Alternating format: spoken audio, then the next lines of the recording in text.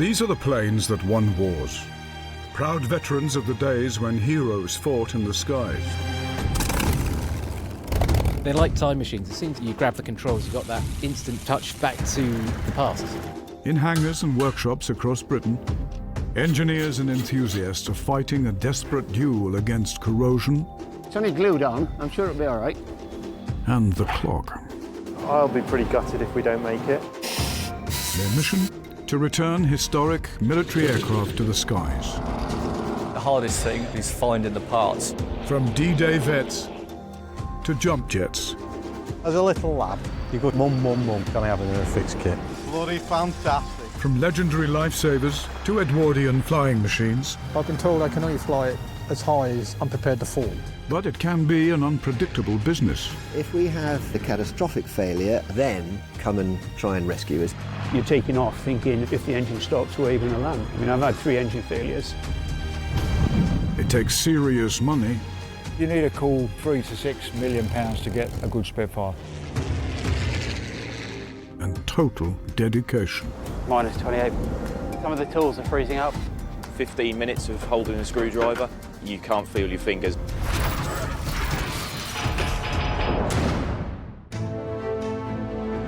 This time on Warbird Workshop. The epic battle to return a life-saving helicopter to the skies. The Sea King was in service for about 38 years. We must have rescued many thousands of people. It's a passion project for a team of military veterans determined to put a woman in the captain's seat. We hope to actually inspire lots of other girls to follow it as a career. They said we'd never get a Sea King flying. We have.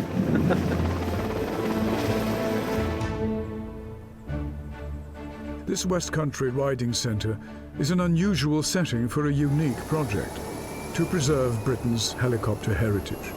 So you're going to lift into the hover, don't go backwards. Okay. Into the hover, turn and then backwards. Ground slope and slightly right. For Army veteran Andrew Whitehouse and his partner Jane, life revolves around the rotor blades of their collection of helicopters. Go down that way. From their state-of-the-art commuter aircraft, lock is locked, 100%. To some of the oldest flying choppers in the world. All happily hangared next to a stable of 4-legged thoroughbreds. It's a very odd mix, but my passion is horses, Andrew's passion is helicopters, my passion has grown into helicopters as well, so we put up a building that houses the both of them. Historic Helicopters team of engineers have just returned this 1960s Westland Wessex to the sky. But now they have their sights set on an even more ambitious restoration. An ex-RAF Sea King, 6 tons of lifesaver built in the 1970s. Rescued from the scrapyard and trucked in, corroded, worn out and redundant. It's ended up here all because of Andrew. It's his passion for saving vintage aircraft and keeping them flying that's brought us all to this hangar. RAF veteran Dave Wells will be in charge of the year-long project. All the guys here have got a lot of Sea King experience and they're just great to work on. They're a proper boys' toy.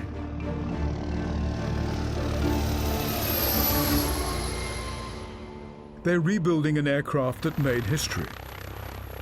From the Falklands War to the Piper Alpha disaster. The Sea King's pretty much an iconic aircraft for the RAF search and rescue, a massive part of the British forces for over 40 years. The Sea King was designed in America and became famous for winching NASA astronauts from the Pacific after their capsules splashed down. The first men on the moon flew home in one, as have several US presidents. But this RAF Sea King had a far more serious, if less glamorous, job. 597 spent 25 years with 22 Squadron, rescuing yachtsmen in trouble, struggling swimmers and downed RAF pilots from the sea.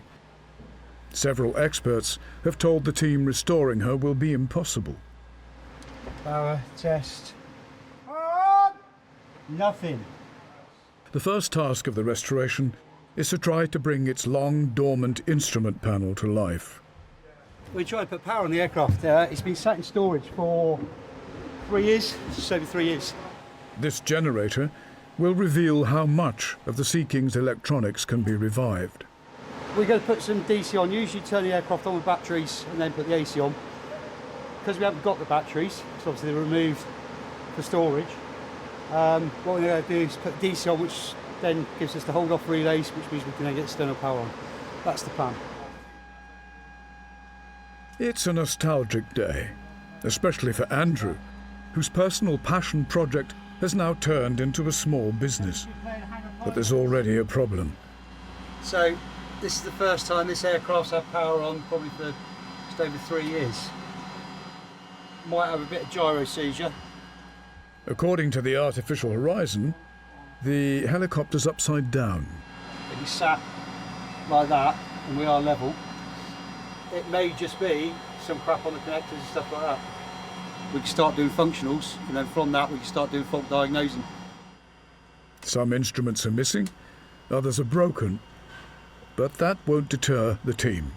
It's like if you leave a car sat dormant for 3.5 years and anything else, you know, you don't know what you're going to get and what's there. Yeah, most stuff seems to have fired up. Months of engineering lie ahead, but electronically, 597's in good shape. Fire warning port. Undercarriage. I put that in. Even the computerized warning voice is working. That'll go through a fire warning port, fire warning starboard, undercarriage, master caution. Jane's going to fly it at the end of the day. She best sit here. The auto hobber's working. Undercarriage. It's talking Pick to her us. up into the hover then. Should be back. Yes. I might let the boys do the test flying though. Several female RAF pilots flew Sea Kings before their retirement, but Jane aims to be the first civilian to fly one. For decades, 6 RAF bases covered the whole of the UK's coastline, along with Navy and Coast Guard units, most operating Sea Kings. They flew up to 4 times a day, and the public took them to their hearts. No seaside lifeboat day or beach weekend was complete without a flypast. Go! It's 3 months since the team started work, and it's a landmark day in the hangar. 597 is being hauled out for the biggest job of the restoration so far. Today's plan is to fit this engine. This is the number 1 engine, which goes on the port side, and it connects up with 2 bolts at the back, which slide into a gimbal, 2 bolts at the front on the inboard, and there's 1 on the outboard side. And that's all that holds this engine in. Less than 5 feet long, the 2 Rolls-Royce turboshaft engines are the only things that keep 6 tons of helicopter in the air. But they're not high-tech. This engine is a Gnome turboshaft. It's 1,300 horsepower. It powers most old-school Westland helicopters, and it's been in service for 50 or 60 years. Fitting them is a demanding, delicate task for the team. The 2 gimbal bolts at the back have got a sharp stepped end, so they have to be perfectly in line because they're a close tolerance fit. And they either go straight in or they'll take forever. They've got used to improvising when it comes to big jobs like this. If it was a big company, we would have an A-frame and a gantry and all the staging around it, but we don't have that luxury. Andrew made his money from forklift trucks, and one is coming to the rescue today. All right, what we're going to do is hook it on here, lift it up 2 inches, right? Move this out of the way. Me and you'll pull this out of the way and get rid of it, and then just support the engine, yeah? Right, if you lift up the back, Tom, it's going to tip a little bit. Right, me and you take this out, Jamie. Right, your way. The engine is fragile. Right. And cost £50,000. Down slowly. The 200-kilo jet Right there. must be lowered precisely into the engine bay. It might drop, be careful. Down about 1 inch. Happy? Happy. Down about 1 inch. Half an inch. 1/4 inch. Right. Up, touch. back half a hole, back a millimetre. Don't move, don't move. It's almost there.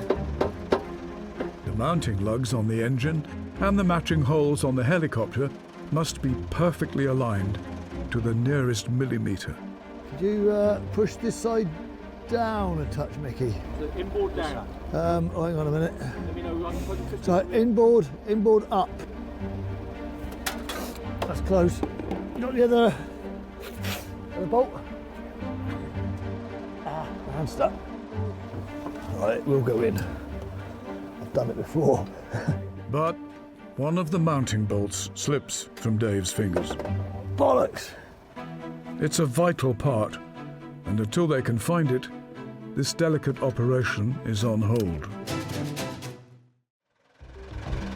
At Historic Helicopters, engineer Dave and the team are struggling to retrieve a dropped bolt from the Sea King's engine bay.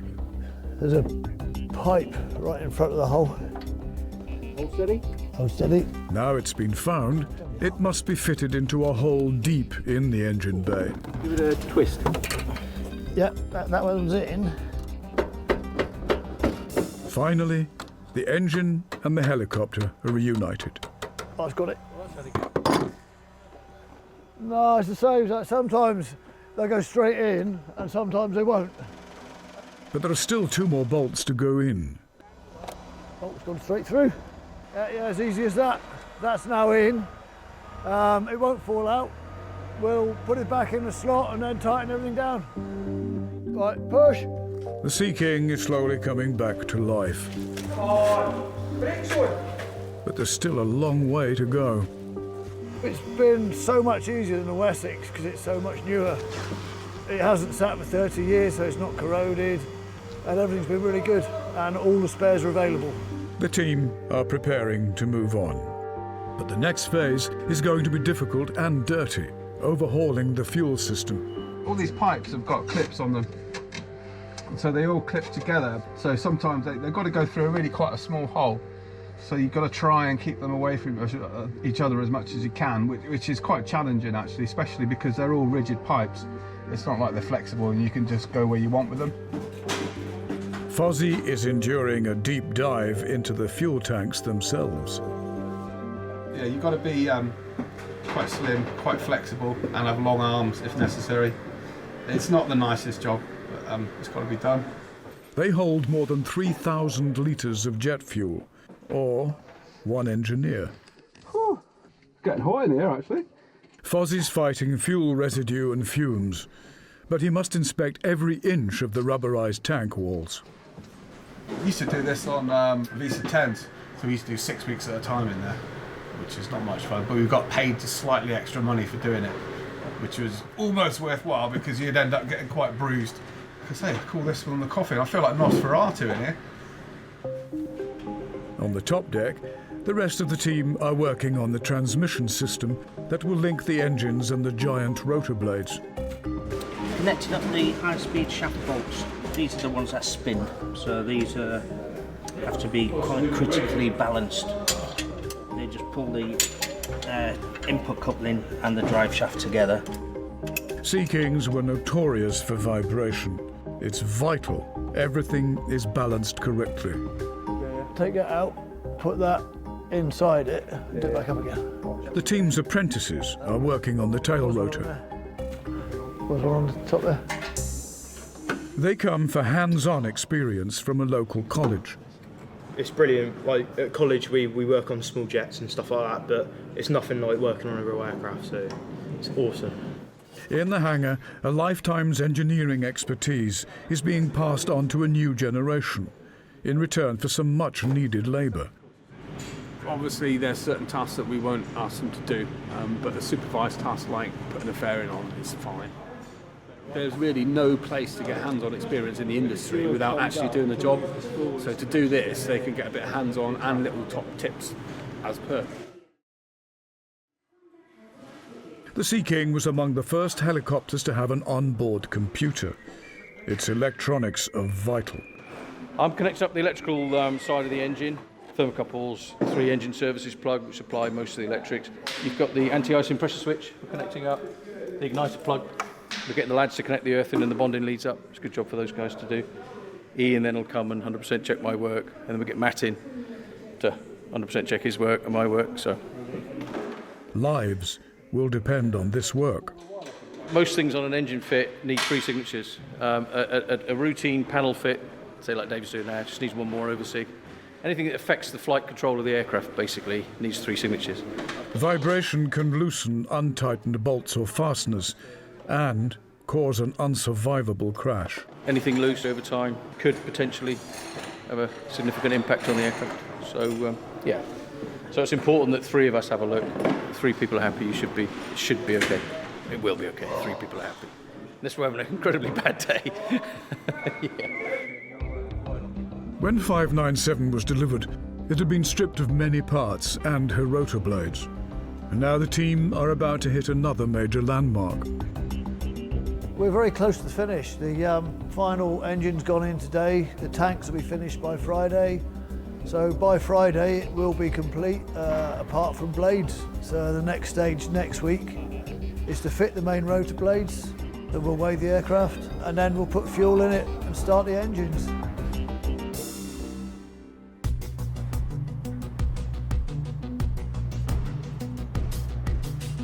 It's soon after dawn, and it's another big day at Historic Helicopter's crowded hangar. The Sea King is about to be reunited with its huge rotor blades. It's a bit of hangar Tetris. We have to juggle stuff around to get it all to fit. So what we're doing now is we're preparing to get the Sea King out, and then we'll jiggle around and put the whirlwind back in, and then we'll bring the blades out one at a time and fit them to the head. There's no time to waste. We've got a weather front coming in around lunchtime. If that doesn't beat us, we hope to fire up the number 1 engine and automatically fold the blades when we're finished to put it back in the shed. The 5 blades must keep 6 tons of helicopter in the air. It's crucial they are fitted properly. You've got a 27-foot blade at 15 feet on a forklift, and we've got to line it up perfectly flat to the end of the cuff. So I'll lift it up in front of the door, get it as close as I can. They'll line it up from up there, and then I'll track it into touch. The team are once more depending on creative use of a forklift truck. It is a delicate balancing act of getting 2 flush faces together, and they are very close tolerance fit. It's a risky operation. First time we've ever done it like that. We normally have the luxury of a big crane. Balancing a 28-foot blade on top of a forklift at 15 feet, anything go wrong. Make a couple of adjustments up there, put the bolts in, ring of bolts, 10 bolts, and then we'll unhook it and lower the stand away, and it should stay there all on its own. Go on, you can do it, well done. At last, the first blade is in place, just in time for a call from the boss. Good morning, Andy. Fitting blades. Right, the plan weather's good till just gone after lunchtime. It's absolutely dead calm at the moment. 4 more blades to go. Any slight misalignment will cost us the bolt, which you don't want to do. Oh, forward a bit. If we slightly knock the blade, you're going to damage it, which basically writes it off. It's more tricky for Dave driving the forklift and for these guys up here. Everybody else, we're just there to sort of observe and assist. What should you do? Should we grab a quick cover and then crack on? Because I'm conscious of the fact when you get here with the scales, we just need to crack on with it. Yeah, we do, yeah. Next task is putting the Sea King on the scales, a vital step in preparing her to fly again. It's important for the pilot. If he doesn't know the weight of the aircraft, then he doesn't know sort of what power he's got at his disposal. That's it, that's a naught. Don't jump on, Mick. The helicopter must be precisely placed on the scales by hand. Ahead, brakes on. Brakes on. Brakes on. They can now get the figure they need. 30,600 pounds, approximately, which is quite light for a Sea King. 6 tons. She's about to get heavier. Put some fuel in it, fire up the number 1 engine at least, and automatically fold the blades. We've got a problem. We know how much fuel we've put in, but we're not getting that on the gauge. Just dragging that down to 0. If that happened in flight, it would be serious. That's why we do the test now, so we don't get to that situation. After years gathering dust, the fuel system is showing its age. what we basically got, as soon as we put voltage onto the gauge, it drives it down. We think we might have a semi-problem with the gauge because then we transpose the gauges, it's showing the right-hand set as £300. We know we've got 500. Despite their concerns, they're going to try to start the engines. 3, 2, 1, go. We got a pissing leak. Oh shit, yeah, it's from the fuel feed. Okay, power off them. Fuel is dripping from the roof. So we need to get a hold of your kit. Yeah, we need a new pipe. Yeah. We had fuel coming in through the cabin from a main fuel feed pipe that goes up into the engine from the tanks underneath. We can hope it's a union that needs nipping up, but it looks like it might be the pipes porous, which is really going to put us back. Job to change, and we haven't got a new one right now. Andrew has arrived to supervise. They're going to try to bypass the leak by cross-feeding fuel from another tank. Once I've started it, I'll give it 10 seconds, and then I'm going to flick on a booster pump. Just a bit of added excitement. Okay. So, we ready? Ready outside. Ready inside. 3, 2, 1, go. Dave's starting the number 1 engine. Oil pressure, 20%, into the gate. A series of explosions is accelerating the turbine up to speed, with unexpected results. Okay, that's gone. We've got fuel leak. We got light up. Got light up. It looks like the leak's getting worse, and the engine's now red hot. The engine's still going, smoking a bit, but it's still fine. It's 30. I'm going to nudge it forward a bit because I don't think the ground idle's a bit low. Yeah, there's a lot of waste fuel coming out the chamber as well. Okay, fuel leak has stopped. Dave's shutting down the engine. And that shut itself down. Yeah. Okay, Mick's standing by with fire ex. Disaster averted. Dave and the team have a lot of work to do. It was in August 2004, in the Cornish village of Boscastle, that the Sea King wrote its last major page in the history of air-sea rescue. See what we can see. All stations at Boscastle, the tower has been switched off. Floodwaters from a freak storm swept through the village, destroying more than 100 homes and businesses. You know we've got 2 on the end of that building, don't you? Yeah, but the other building's collapsing. Steve Ward was a navigator winch operator on one of 5 helicopters scrambled to the village. Roger, you are clear. Back 5 and left. We're committing tracks. 4 and left. 3 and left. Visual. The Navy and RAF crews saved many lives that day. Now retired, Steve's about to be reunited with one of those Sea Kings. We had 6 months because we had a major service. We'd take the tanks out, we had to take the floors up. And because we know we've always got to look after them, we set them up as best we can. For sure. It should last looked after forever. Steve's job was to navigate the crew to the casualty and then lower the winchman. And the commando ones, what are they like, corrosion-wise? They're better than the 3s, obviously because they didn't do seawork. The waters, yeah. This is a trip down memory lane for Steve, who helped save countless lives at sea. So this would be my home for the 20-odd years that I was flying the aircraft, kneeling here, looking after the winchman below me, and winch operating handles just to my left, and little computer joystick. So one hand operating the winch, the other hand manoeuvring the aircraft. It means hanging out of the door in a safety harness. Is this your slip fit, is it? I can just get it on. Not many people could get that on, you've done well. If I needed to get out of it quickly, it's as quick as that. And there's nothing funnier than watching a winchman jump out the back without taking his harness off. Yeah. Because your feet come to just about above the ground. And you're hanging there, and the only thing you can do is come back up, or if you can get hold of it. And it's always in front of a crowd. It wasn't just the winchman whose life was in Steve's hands. He was responsible for helping the pilots fly blind in all weathers. Here it is, all the instruments that I'm familiar with, the radio controls. There you go, that was my foot straight on the transmit button. I knew exactly where it was. got one screen for the radar and the other screen for the video camera or thermal imaging camera. The radar really was only suited to going over water, and that was a big part of our role, was to go out over the sea at night. If the pilots couldn't see where they were going, then they would rely on me to provide radar steerage.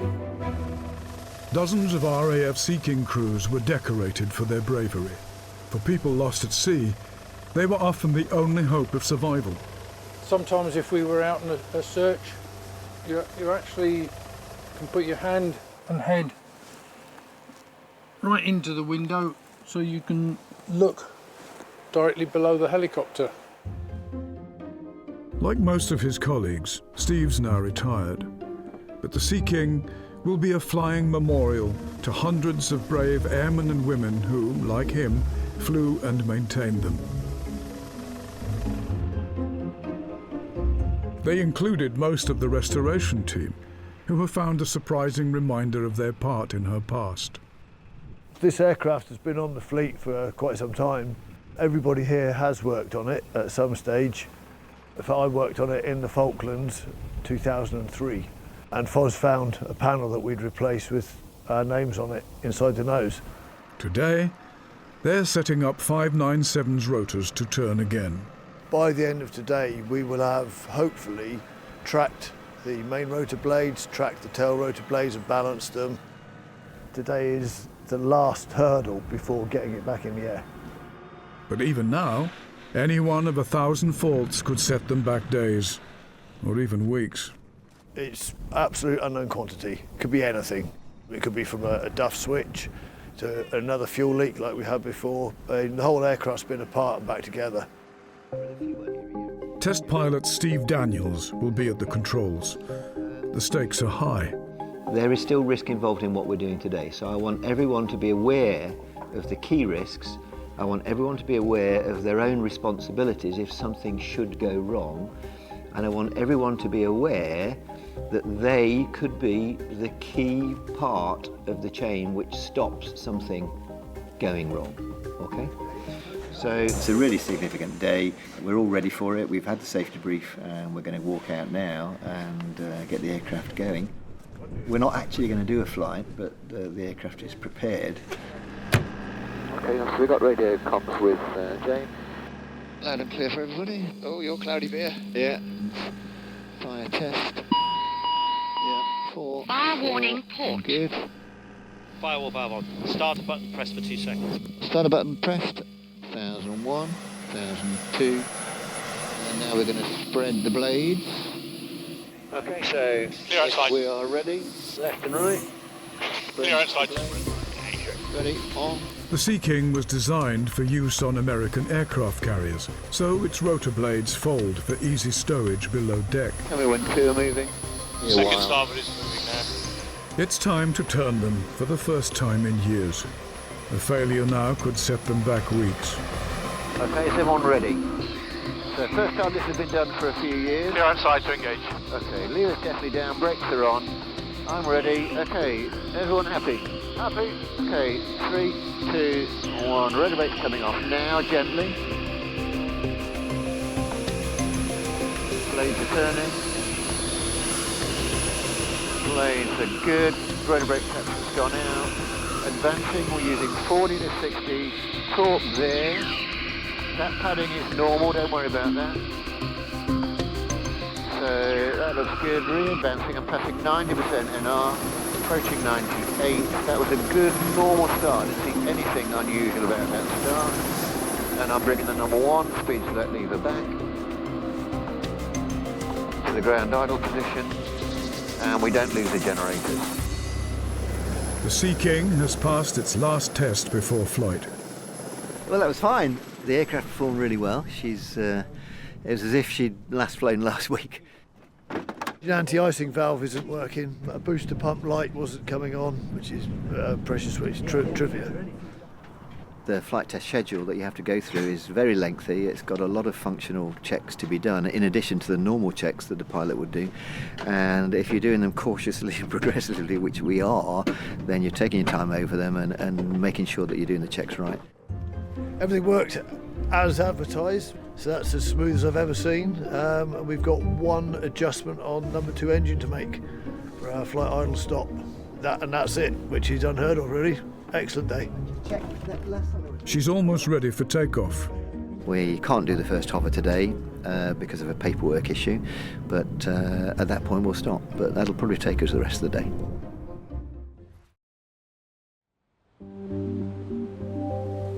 In Cornwall, retired navigator winch operator Steve Ward has come to Boscastle on a nostalgic trip to meet some of the people who were rescued by Sea Kings. The call had gone out for as many available assets in the southwest of England to come down to Boscastle because there were so many people needing to be rescued.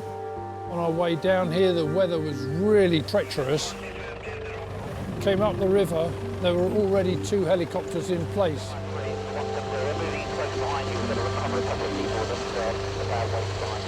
This river was really badly flooded, and the water level at the time was up almost to the roof level of these buildings.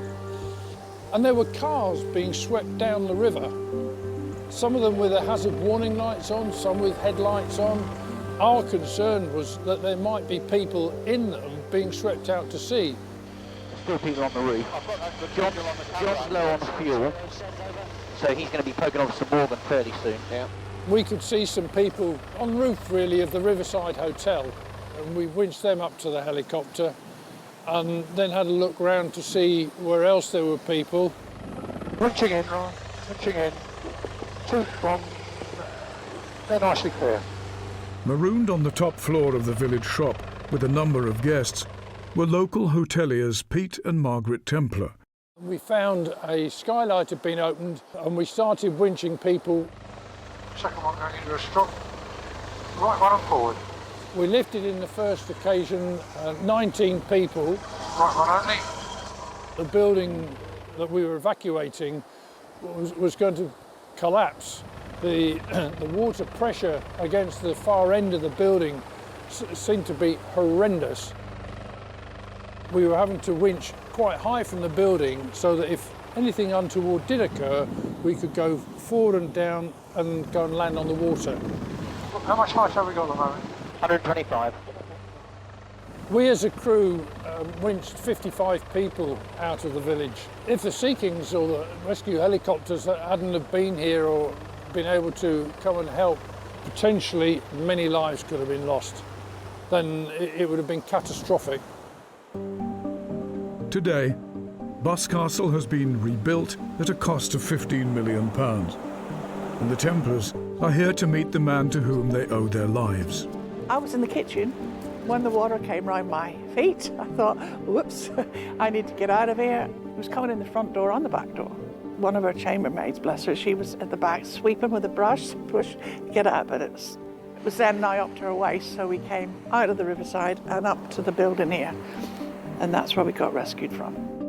150 people were winched to safety by Sea Kings that day. One of the biggest rescues in the history of the RAF and Royal Navy. Hello. You haven't changed at all. I can't believe, actually, that you recognise me from how I would have appeared with my helmet on and immersion. You were a bit busy that day. Oh, you're very... And I tell you what, we can't thank you enough for what you guys done. It was absolutely amazing. It was the skill, the determination.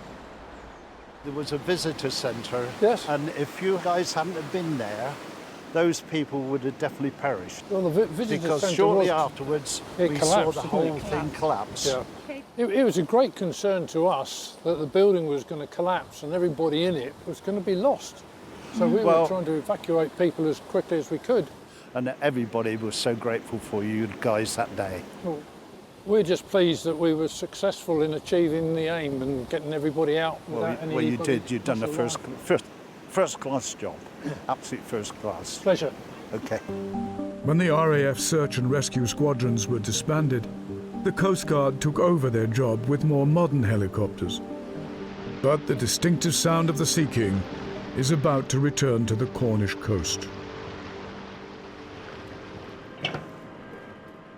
The intention today will be the first hovers and the first up and away flying. Bear in mind the aircraft hasn't flown for several years, but this won't be as potentially risky as we had with the Wessex, because last week the ground run was near perfect. Former RAF pilot Isla Holdham is joining the team for the Sea King's first flight. Her experience could be vital. This is the first time this aircraft will have hovered and flown for a few years. So just everybody please be aware of the potential risks in that. If we have a problem with a catastrophic failure and heaven forbid a blade comes off, let the movement of the aircraft die down and then come and try and rescue us in the vehicle. It's a sobering warning for the team. Had your tea? No, not yet. Not allowed tea yet. I'm not sure. There's excitement in the air. The stakes are high. Okay, so are we all good to start, everyone? Yep. 3, 2, 1. Now, green lights on, red lights on. Steve's planning to stay low in case there's a problem. Okay, everyone happy? Clear left, clear centre, clear right. Clear outside, clear to engage. Everyone happy in the side? Inside, yeah, And clear. engaging. Rotor brake's coming off, a nice gentle engagement with the rotor brake. There she goes, blades are turning. Might see a little bit of blade sailing. 10 years after her last rescue, the Sea King is ready to return to the skies. We know what we're going to do, we're going to lift from here. I'll then take the brakes off and we're going to move forward and right over the grass and sit over the grass. So first take off in a while, just so that everybody treat it with caution. Clear above and behind. Okay. Right, we're good to go. Up we come. Remember what I said about tail rotor failure, Andrew? If I call speed selects, you grab those speed selects and you pull them straight back.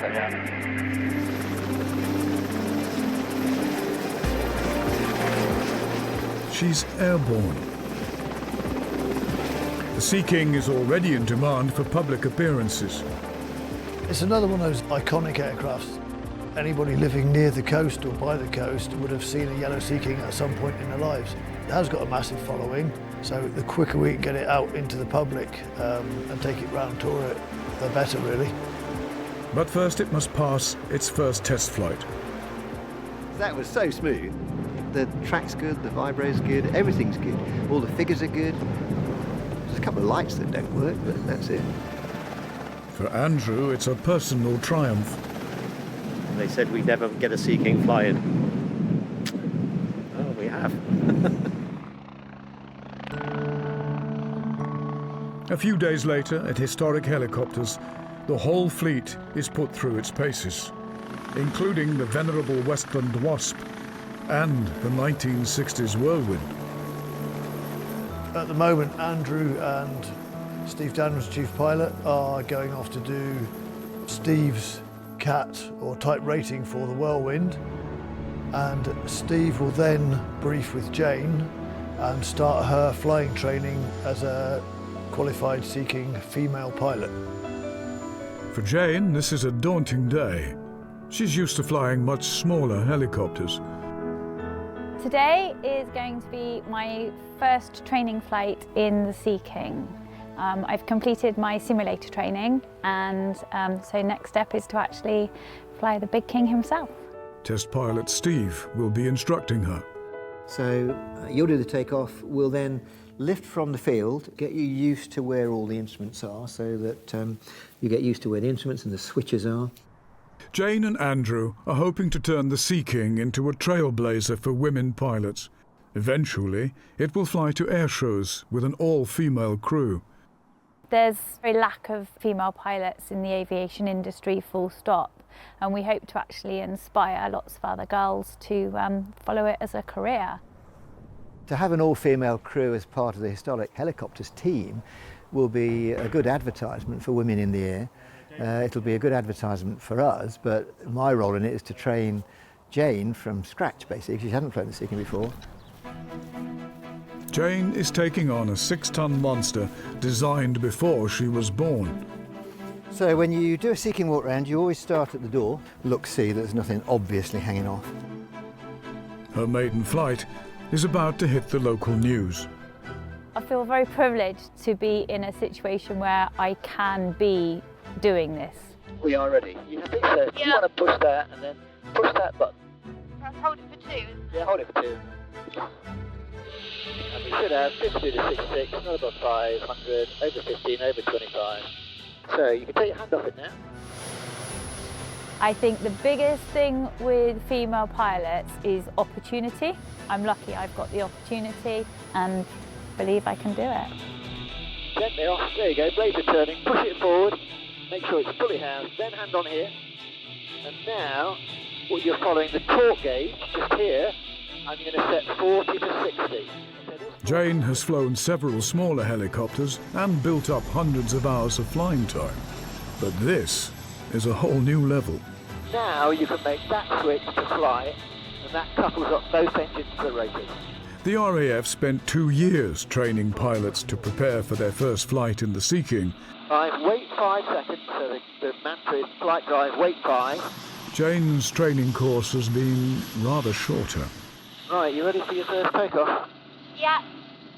Okay, so I'll help you, but lift the lever now. That's good.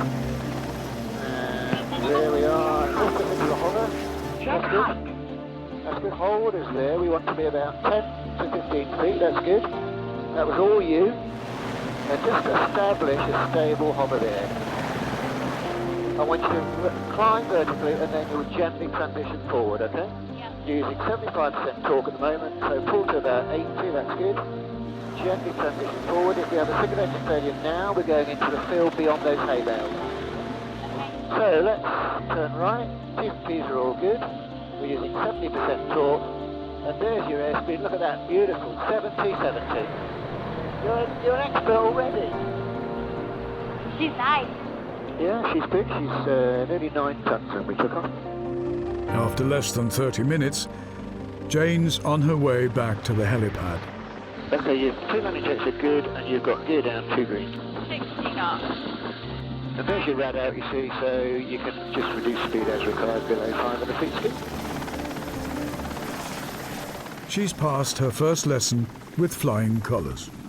Here comes the hero of the hour. Yay! No, check me out. Well done, Jane. That was long enough. Not yet. Not yet. Oh my god, that was amazing. Absolutely awesome. Loved it. I'm glad it was only half an hour. That was enough for my first go. Soon, she'll be pairing up with her female captain and winch person. Well, I've got to get qualified first with Steve before we can go anywhere else. So that's the next target. Soon, the nostalgic sight and sound of Jane's Sea King will become familiar to holidaymakers on the south coast. 597 has performed her last rescue, but flies on as a flying memorial to the men and women in uniform who made the shores of the UK a safer place and brought hope to communities like Boscastle.